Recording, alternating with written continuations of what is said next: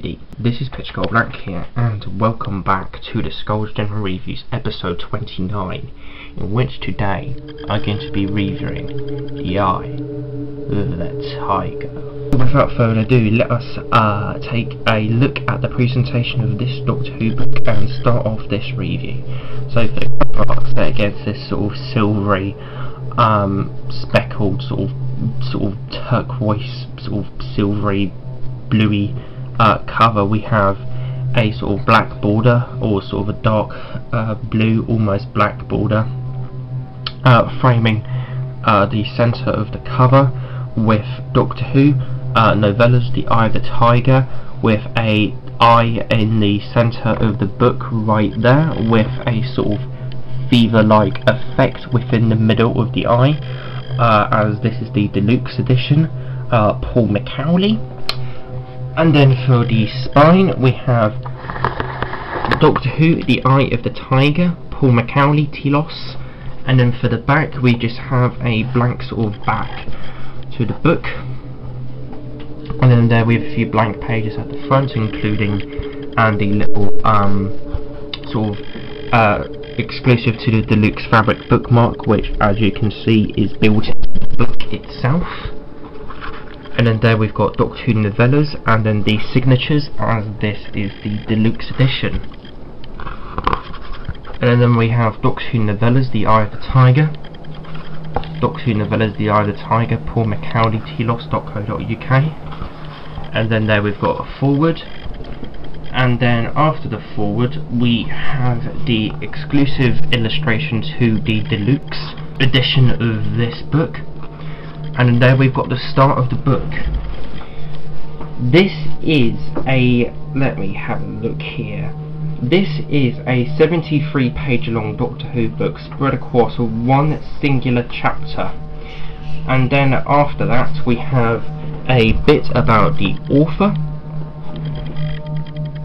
about the author Paul McCauley, and then there we've got already available, and from the Telos Doctor Who book range. And then there we've got Coming Soon, which is companion piece, the next book in the Telos book range. Other Telos books available, and with more advertisements there, a bit about Telos Publishing. We have the synopsis on the book: Doctor Who, Eye of the Tiger by Paul McCauley. Inhabiting a colony spaceship in the 32nd century are members of a religious cult that left Earth to find a world of their own. Their leader, Seraph, has downloaded his mind into the ship's computers, but now he's gone silent. Enticed and surrendered by a siren song coming from inside a black hole, trapped in orbit around the void, Seraph's followers are confused by his silence, and when the Doctor arrives with his friend Finn, seeking a cure to a raging tiger fever which has infected his companion, he finds a world on the brink of chaos. So with the presentation of this book out of the way with, what is my personal thoughts and opinions, as well as the general consensus on this Doctor Who Telos novella. With regards to the general consensus, this book is very mixed overall. Numerous 2 stars and 4 stars, with 3 stars all over the place on Goodreads. Do I agree or disagree with the general consensus? Let's find out.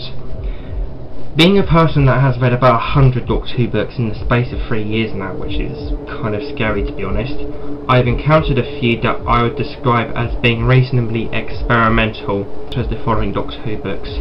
Science fiction. This was the first original fiction Doctor Who book I had ever read, and it was a sometimes enjoyable, average paranormal romp, experimenting with opening up portals to the ethereal world of ghosts. Falls to Shadow, a Doctor Who book that put the Mind Robber, the Seeds of Doom and Cash Revolver into a blender and made the outcome work somehow.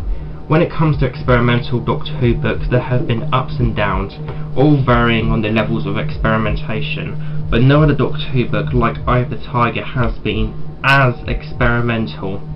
And quite frankly, how this book has managed to work overall as a cohesive novel is a miracle, considering it's only 70 pages long. The first few pages of this book jump about between 2 different times. The main time being that the Doctor and his one-off companion for this novel, Finn, are travelling in the TARDIS, escaping from what had just happened. These scenes are spliced with flashback-esque scenes of the Doctor rescuing Finn, a human being from a planet the population of which is infected with what is called the Tyger fever, a parasite-like infection that turns the infected's nature into the nature of a tiger. The Doctor ends up temporarily stopping the Tyger fever within Finn, and lands the TARDIS in an attempt to seek help for him. They land on a miniature artificial planet powered by rockets that is intending to take the remnants of humanity to another world to restart the race by travelling into a black hole. During the search for help, the Doctor and Finn get caught up in civil unrest within the population of this spaceship. So as you can tell, there is quite a lot within this Doctor Who book, and it's a miracle that Paul McCowley had somehow managed to weave together these different plots, tie them up nicely, and make it all work as one coherent Doctor Who book. And that is absolutely amazing and extremely admirable in my opinion. I mean, this book is half the length of an average Target novelisation, which is just amazing, quite frankly. One thing I will say about this the condensity of the compactness of this Doctor Who book is that it's extremely focused in the sense that it does not fuck around in the slightest. So you may end up finding this Doctor Who book to be a bit hard and follow some areas, because if you drift off, you may not understand what's happening in the book, as it is very focused, and as I said, it just simply does not fuck around. Overall, this book is a bold, daring and experimental read that I would recommend very much. Not that it's an utterly astounding read, but as a person that appreciates Doctor Who books, you should read this in my opinion, as it is a very interesting and experimental slice of Doctor Who book history. If you like the movie Interstellar, which is probably my favourite movie of all time, along with Kubrick's The Shining, to be honest, I would highly recommend this book, as it deals with very similar concepts as to what that movie does with themes and ideas, such as a point in this Doctor Who book near the end, after deliberation with the Doctor and talking to the Doctor and his opinions and perspective on the situation. They consider turning back and going back to planet Earth by using the black hole that they were intending to travel into as a slingshot, the Event Horizon as it was called in this Doctor Who book and this wonderful movie. And they do this and they consider doing this after hearing there is no going back. I think about several millions or billions of years.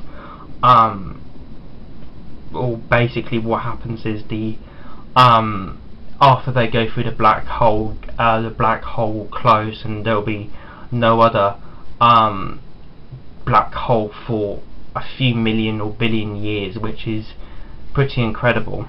Overall, in terms of an actual rating, I would personally give this book a 7 out of 10.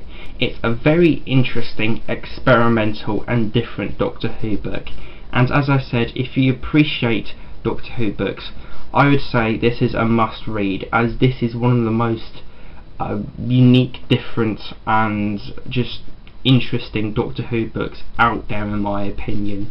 It's very different, very bold, very experimental and very daring, and I would overall rate it a 7 out of 10.